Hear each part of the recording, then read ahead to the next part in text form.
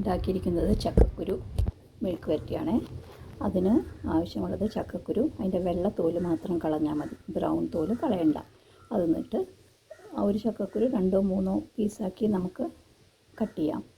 എന്നിട്ട് കുക്കറിൽ മഞ്ഞൾപ്പൊടി, മുളക് പൊടി, ഉപ്പ് ഇട്ടിട്ട് അത് ഒരു 3 വിസിൽ ഓർ 4 വിസിൽ വേവിച്ചെടുക്കുക.